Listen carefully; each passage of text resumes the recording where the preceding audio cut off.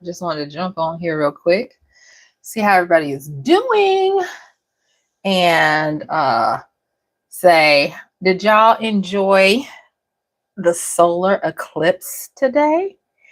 Did you watch it? Could you see it? I thought I was going to be able to see it, but here in Georgia, it just got a little overcast. That's all. Nothing really happened. But I was like, okay, this is an auspicious day, and I wanted to see, if anybody else was able to catch it in their area. I know Dallas was on and popping when it came to um, being able to see it, and a lot of people were there. I mean, I watched it online, but that was about it. And the little dog behind me, my neighbor's dog that barks all the time, he knew something was up, of course, too. So, but anyway, but you know what? I wanted to talk about something. I actually was recently um, on a podcast that came from the person saw me on my YouTube, on my YouTube channel. And I thought that was like, wow, really? YouTube is out here doing some stuff. And you know what he asked me? He was asking me about the situation with what was going on in the news with Puffy and all of that. And it happened that I got asked about it a lot. And I wanted to, just come on here and talk a little bit about how we as brilliant questers, how we want to look at stuff when it comes to the salacious, the titillating, fraudenchoid, of being sometimes happy when people finally get their comeuppance and all of that. And I'm not gonna say what I did on his show because I want him to have his shine with with that. But I did want to talk a little bit about how we can position ourselves because in today's situations, more and more people I think are getting duped. I really do, and it's not that they're even being duped because they're ignorant or dull with it. It's because this stuff now is kind of it's slick.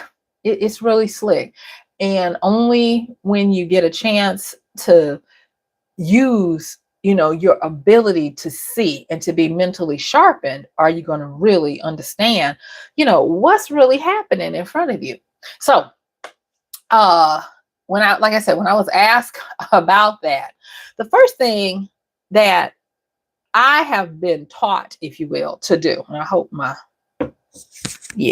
still got my mic on, is that you want to pull back, get that 30,000 foot view, because what you think is the real thing, a lot of time is not. It's that kind of like watch the birdie, kind of stuff where people are trying to distract you from something else. And I'm pretty sure I'm not saying anything that you don't already know. But what I am saying is this is one of those situations. And being able to pull back that, 30,000 foot view, you get a totality, if you will, of players on the board and of stuff that's happening. And you get a chance to see little nuances and stuff that cause what might seem like is unrelated to be stuff that's related. And so actually, I was having dinner with a family member and they brought it up too. And I was like, why is it such a big deal? And so I was talking with the family member about it, and they were like, you know what, you're right. So we talked about Puffy. Then we talked about this young boxer. His name is Ryan Garcia, and he's really been making people's eyeballs book with some of the stuff that he's been saying. And I was telling the family member, I was like, that's related, right? And they were like, what? I was like, yeah. And so we really kind of started talking about it, but you can only see it when you like pull back and look at what's going on. And so it's kind of like now that people have more access, if you will, to the internet. There are more people that can sleuth. I'm talking about they can sleuth hard. That the watch the birdie has to be a little more intense to keep folks' view off of what's really, really happening and really going on. And I talked about this book. It's called The Dictator's Handbook. And it talked about how to do it. And you could, like I said, you could buy it on the internet. You can buy it on Amazon. If you want to listen to it on Audible, that's how I got it. You can listen to it on Audible. But it lays out a whole bunch of stuff. You know what it reminds me? It reminds me of that book called the Spy, the Spoof by the Door, something like that. Where this guy is ex-spy, ex-military, and he's talking about how you're thinking one thing and it's actually another. And so that was another thing I was talking to my brother about, and he was like, "Oh my gosh, that's right." What was that one that was COINTELPRO? I think that was what it was named, where the people that you wouldn't think were in on all of the stuff that was going on in the inner city and the drug culture and all that kind of stuff. And so I was like, yeah, you look for patterns. And y'all know I talk a lot about, to me, 3 powerful things that I learned actually from this book. I didn't realize I was going to talk about it, but it's over there on my bookshelf. But it's this book. It's called How to Read Literature Like a Professor. And I'm telling you, this book has some wonderful insights about life. And ever since I read that book, I learned these 3 things that help you to think better and help you to kind of like get down past the noise to what you really need to be looking at. And it is in the book, the professor, he says that when you read literature, what you're trying to do is you're trying to interact with it based on what you know, not based on what the person was trying to say. And he was like, the way to do that is to look for patterns, metaphors, and symbols. And what he meant was, where have you seen something like this before? And so in the book, he talks about some highbrow literature, and he talks about archetypes. And he's like, well, this person is really the devil. And I'm like, what? But when he breaks it down, it makes so much sense. Oh my gosh, it makes so much sense. And so he starts getting you to understand that when you're looking at a lot of stuff, first and foremost, don't just take it at point value, at point blank value. He's like, look and ask yourself, does this remind me of anything else? And if it doesn't remind you of anything else, now to me, he makes a leap here, but I can't say what people know or don't know. He's like, then you want to look for the archetype, meaning what type of either person or situation or type does this represent? So like when you're looking at certain things like the Puffy situation, do you ask yourself, is he the pawn, the patsy, the player? What is he? Where have I seen this before? Those kinds of things. And then you want to do stuff like just take from your own personal experience.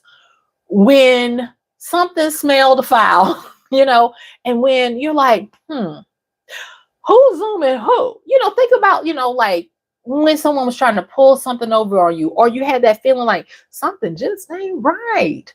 Those are indicators of patterns. And so in that book, he talked about, more than you think you know. Don't just, oh, hi, thank you. Hello, Project Potato from South Africa.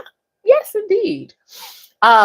So I'm talking about, I don't know if it's been over there. I kept getting asked about Puffy, Puff Daddy.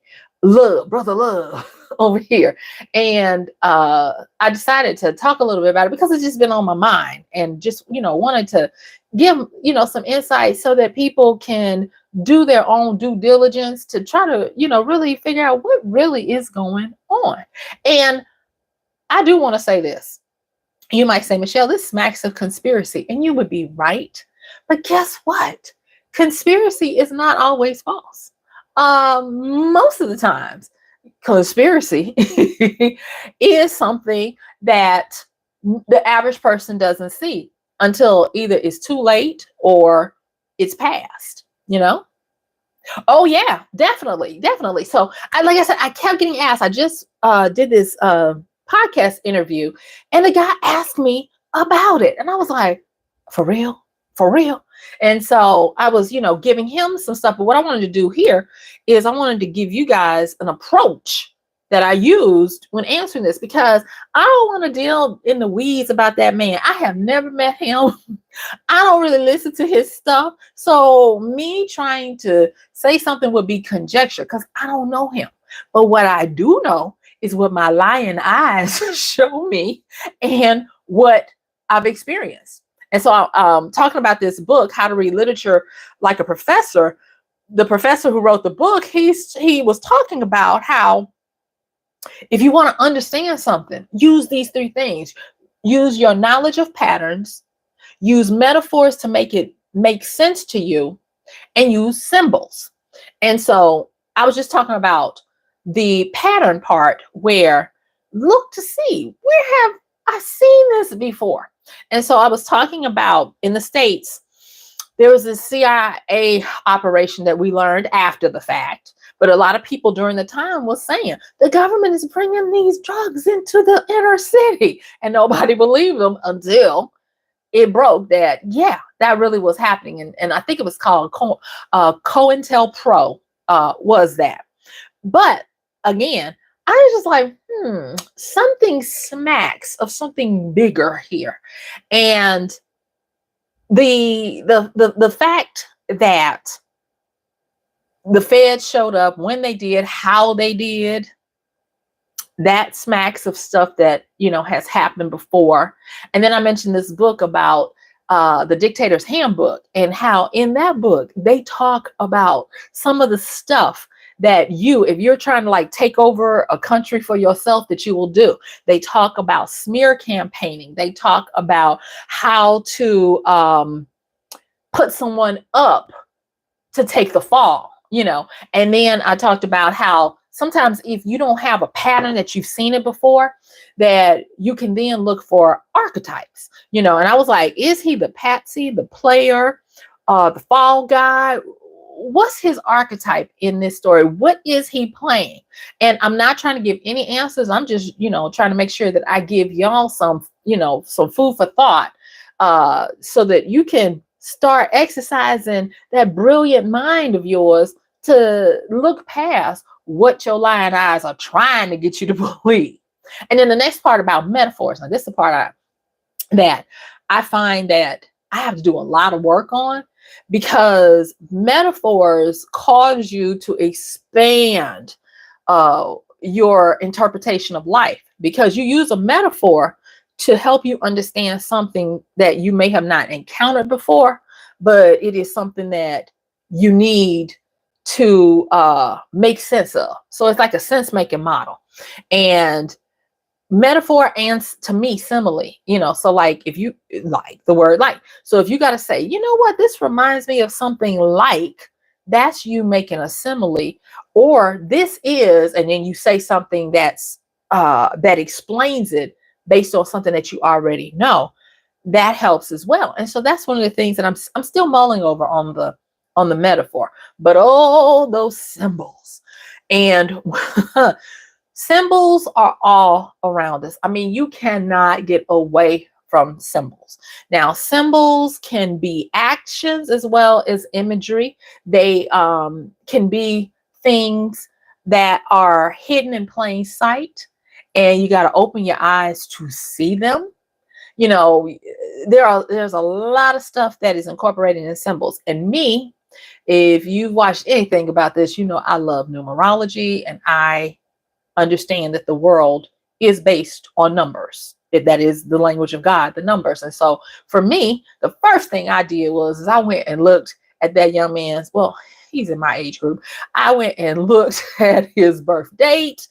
And I was like, and based on his birth date, I looked at what personal days and years he's in. I was like, oh, okay, that makes sense. And so for me, that was a symbol. I ain't saying that you got to use numbers to get your symbology of what's going on.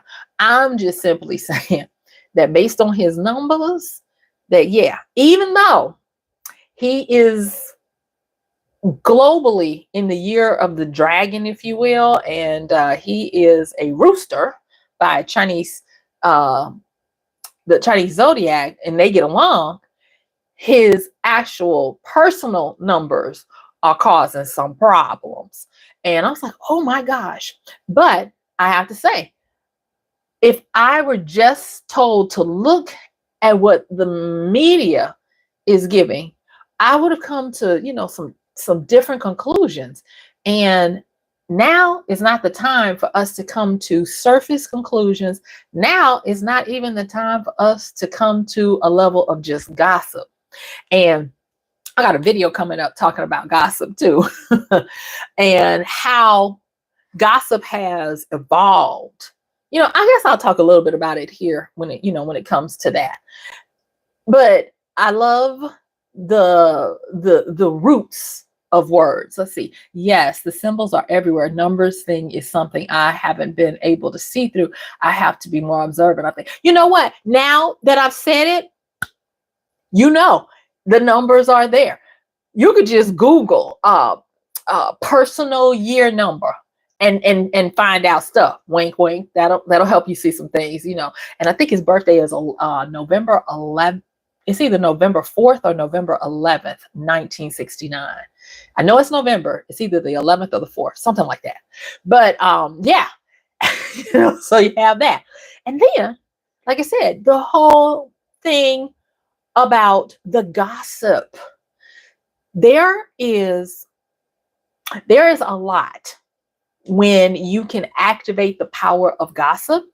They have this saying that says that a lie will have circled the world before the truth can take the first step. And gossip, as we know it today, is trifles. It's talk about stuff with really kind of like no, it doesn't need to have evidence or fact in it, right? But if you look at the history and the root of the word, it comes from God Sib, G-O-D, God Sib. And they used to articulate it as a substitute relative if someone needed it. So it became like a godfather or godmother, God, because the sib stands for sibling, but they turned that into relative. And the God meant that it was you could substantiate or this person would stand in for this person, which meant that a gossip was just like the family. And so what ended up happening is, over the evolution of this word, this gossip word, it became where you would have people that were close to the family, namely women, go figure, who would spend a lot of time with each other, and they would talk amongst themselves about what was going on in the family. And it was a way to entertain, keep them engaged while they did their work, and bond them together.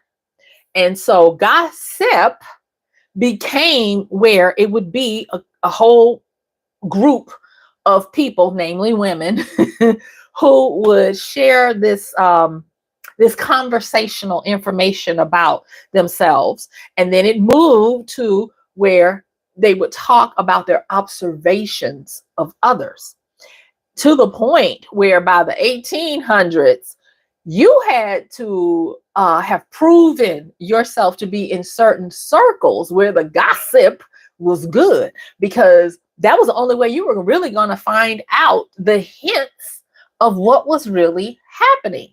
Because gossip at that time was still about people who, if they weren't right in the middle of it, they were at least on the periphery of what was going on. So it used to be not where people from afar would observe. It would usually be because someone's cousin told a friend, told their mother, told her cousin, and then you're getting this information because of close proximity. Okay. So when you are looking at a lot of this watch the birdie kind of stuff, it is propagated because it is delectable gossip that will keep you engaged so that you are not able. It's not even about paying attention. You're totally cut off and blinded by stuff that they want to get past you. And so that was another reason why I was like, when you're looking at this kind of stuff, pull up to the 30,000 foot view so that you can really see what is going on. And I'm not even talking globally, because like we got so much stuff going on around the world. We got wars and famines and all this kind of stuff. I mean, people acting straight up crazy. But when you think about it, even if you just think locally, wherever you are, locally, when you're spending time there, who's running for local office? There are people, oh Lord, there are people right now that are running for political office that you would have never thought. And they are getting certified to be able to run, and they're choosing these offices where you don't have to have a lot of money and you don't have to have a lot of people, because traditionally when these elections are held, people don't even come out to them because they're so busy, like, I gotta work, and so they're making power moves. That's political. In the technical area right now, there are huge I call them technical beasts that are coming online. Y'all, do y'all know that Elon has a open AI-ish AI that they say is 10 times stronger than open AI, and it's in beta right now. If you are a Twitter premium person, you get on a wait list, and as part of your perks, you get access to it, and it's called Grok. So it's x.gronk.ai.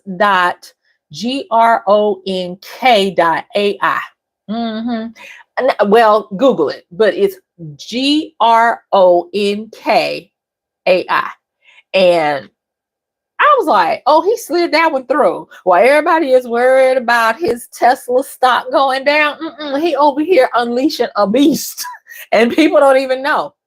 Did y'all know about this? I just recently learned about it, and I try to, keep my nose, to the grind when it comes to, technical stuff, because I'm so interested in it, and I like using stuff. Now, the reason why I know you have to be a premium, because I did try to get on the wait list, and they was like, not so fast, ma'am. You don't pay us no cheddar, so you ain't getting on the list. If you would like to, you can get you a premium subscription, and then we'll put you on the wait list. But there are people actually using it right now, so I didn't know. Like I said, I'm just calling out just different little things that went right past folk, and they're not realizing that if you put this together, they've got the launch of Neuralink coming out to embed stuff in your mind. They're using a higher grade AI that's so powerful that people are talking about, how in the world this man gonna tell us to be afraid of AI, and then he released something like this, and he has Neuralink coming out. You see what I'm talking about? Just being able to look and pull up so that you're not thinking the whole world revolves around a man doing dirty little things. Because last time I looked, politics, the way this is happening, this AI stuff, that's going to affect you way harder, way faster than worrying about what Puffy did. And, so those are just some of the little things that I really kind of wanted to, come up and say, I've been using the symbol of watch the birdie to represent what he is right now. What are some of the things that you can think of that he is right now when it comes to your world, your purview? Those kind of symbols matter too. Some people might say it's just a total distraction, and you wouldn't be wrong. But you need to figure out distraction from what. And I'm learning now that right now in this age of truth, one of the big things is getting to the lowest common denominator. What's the source? What is this really about? What is the real impact? How is this really helping us? Those types of things. Because if you don't ask those kinds of questions, you're going to continuously be able to be pulled around by the nose. And then you'll look around and you'll be like, oh my God, my whole life has changed. And I don't know how we got here. I don't know how we slid, fell off a cliff, or whatever it might be in your world. And so those are, some of the stuff that I just really kind of wanted to come on here real quick and put out to you to pull back. Use your patterns, use your symbols, and use your metaphors to make sense of what is really going on. Because trust me, oh baby, there are things that are afoot that you'll be like, what is really going on? And I just pulled out two, of the small races where different factions are purposefully running for office. And it's not even just the ones that you think. It's ones that you're like, wait a minute, how they going? What? Another thing too. I you know what? I'm gonna just say it. Looking at what does the Puffy situation symbolize? There was a great, or is, well, you know what? There's always, but there was a great grift going on for a lot of the talent of our youth. And you don't even have to believe me. You can just look. All these little young rappers with this Lil and Shorty and all this kind of stuff. Why are they dying? Why are they dead? Half the time, I didn't even learn they existed until they were reported as having been killed or OD'd or whatever. Why is there are such a large amount of brilliant stars being snuffed out in our youth? When did we move from the grift of money to the grift of souls and energy? That's some food for thought for you as well. And if you know, you know, and if you don't, you will soon know.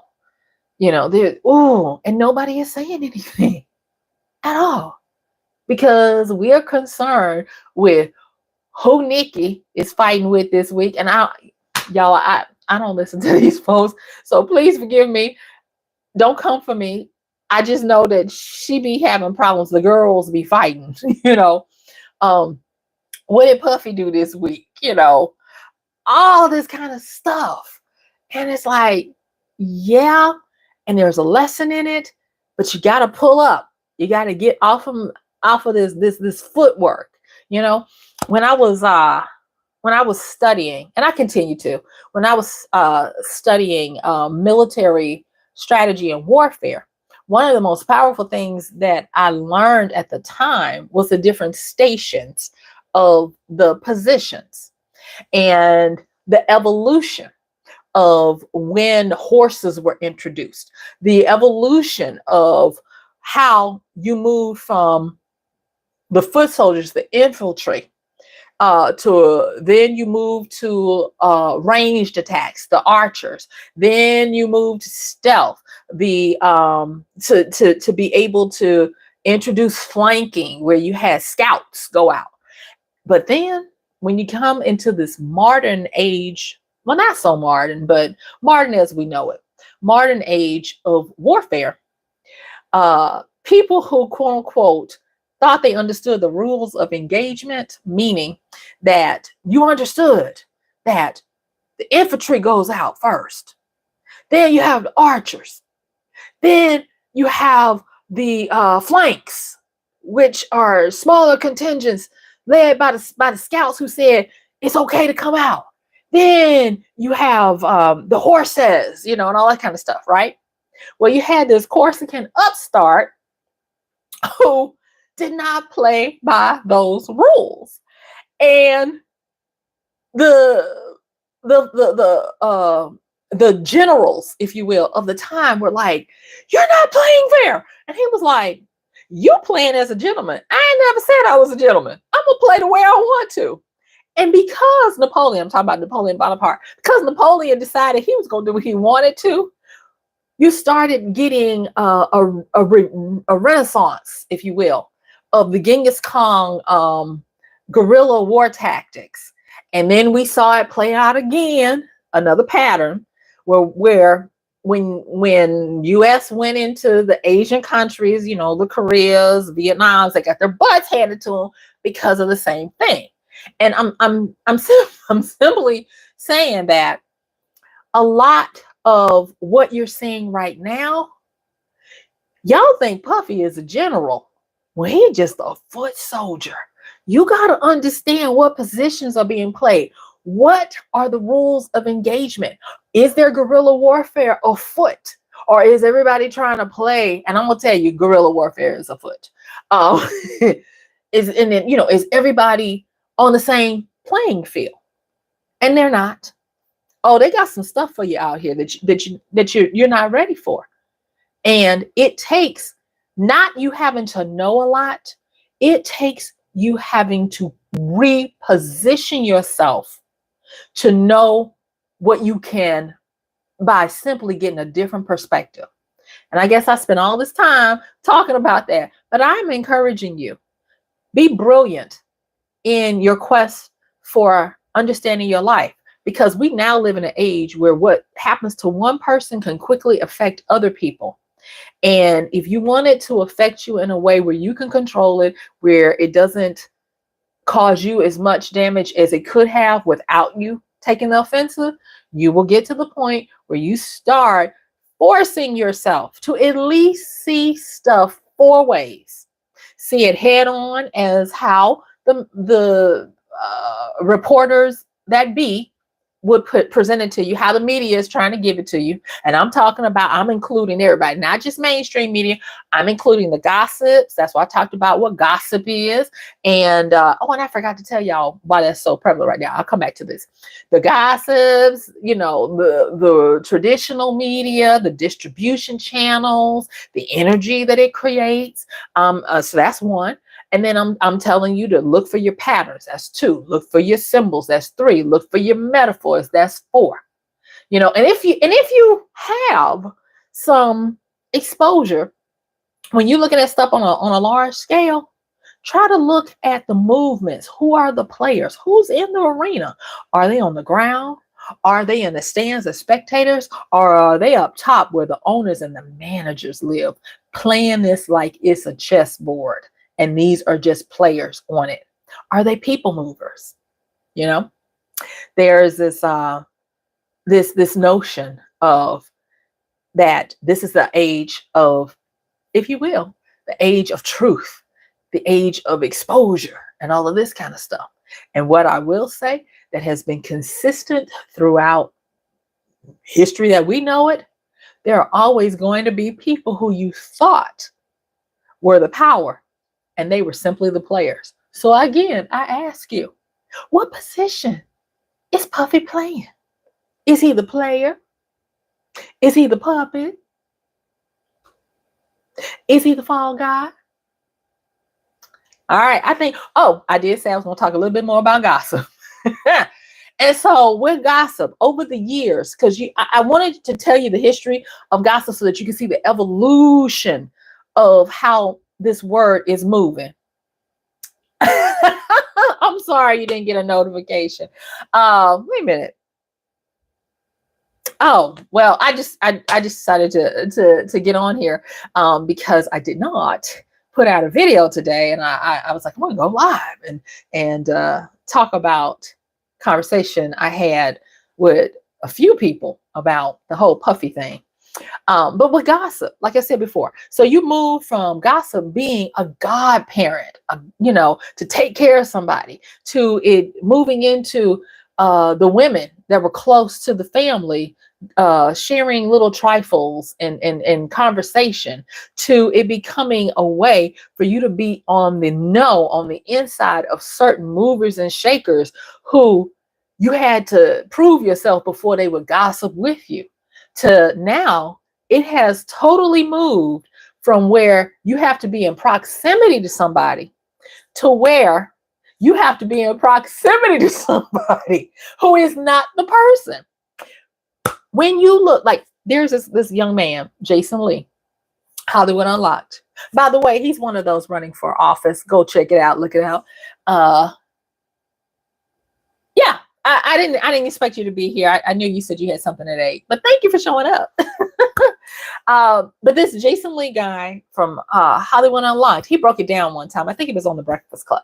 He broke it down and he talked about how in their line of work, what they do is they make inroads by not befriending, but having strong acquaintance and ties to the periphery around the person, whether it be their stylist, their agent, their handler, their, anybody, relatives, so that instead of them having to be on the ends with the actual person that they want to gossip about or feed you the tea, if you will. Yes, Jason is a lot. And Jason is running for office in Stockton, California, by the way. Yes, he is. He's running for a political office. That's why I said you just never know. When you over here looking at Puffy, people are doing stuff. And so he broke it down. Then he talked about the hierarchy within the blogosphere and how people can make and break. He actually said on that interview, he said, we have so much power. Now I'm paraphrasing here. He said, we have so much power that we can make or break a launch of your music, of your movie, of your movement. If you do us dirty, you get no love. And so he understands now that gossip is for the global community. That's why you have your quote unquote tea sippers. People don't realize that when the ladies used to get together to gossip, they gossiped over what? Tea. Folks are like, why they call it tea? Tea. And a lot of times, depending on where you were, tea, if you knew what you knew, you could drink the tea and the tea leaves. If you could read the leaves would tell you even more. So there's a whole nother layer to just even that part of why they use these symbols when it comes to gossip. And then he talked about how it has moved from where you had one designated, like there was this lady back in the 30s through the 50s, Heather Headley. No, that's a singer. Lorna Headley or something like that. But she was a gossip, her and Winchell, those two.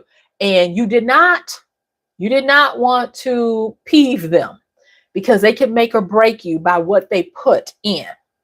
And so I'm telling you all of this because the gossip factory is so powerful that, for one, if they can get you interested in something and make it very salacious, I mean, you didn't have to make it salacious with what's going on with Puffy.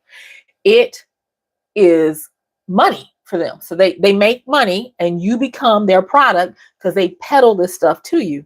But it also makes them powerful with they, because it's now where if the powers that be want to kill a story, they have to, you guessed it, make friends with the gossipers, which gives the gossipers power like mass media. So you've got to ask yourself, who's gaining power? Who's the battery? Why is this being propagated over and over and over? What are they trying to hide? You know, because like I said to Jason, he's gotten to the point where he'll know stuff that's coming up because he says sometimes the people they're gossiping about will call them and tell them because they want it shown in a favorable light, you know. And so I really am asking you guys as brilliant questions. I want you to think higher, think longer, think wider, and think deeper. Don't just take something on face value. There is usually some type of complexity behind everything. That's why you want to look for the patterns. Where have I seen this before? That's why you want to look for the metaphors. This is like this, or similes.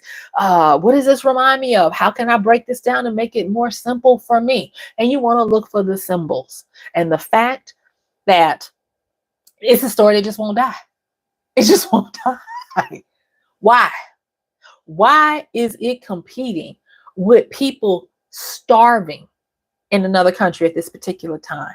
With folks fighting like never before, just ongoing. It's looking like War of the Roses, where this stuff is nowhere near ending. You know, why is it way up there with stuff that used to wipe everything out and all you did was pay attention to that? You got to ask yourself, what is this about? And you got to look for the least common denominator. Why is it so important that they impress on me that this is important enough to keep it in the news cycle for so many days and weeks? So that's what I wanted to say. All right, y'all. Thank you so much. If you're watching the replay, don't forget to like, comment, subscribe, share. And oh my God, y'all, I am at 411 subscribers. And this has only been, well, I started on the 1st of January. We are on the 8th of April. I got sick on the 5th of January. And then I didn't come back until the 5th of February. And so this has really only been 63 days where we started at that time, 19 subscribers. And now it's 411 of y'all.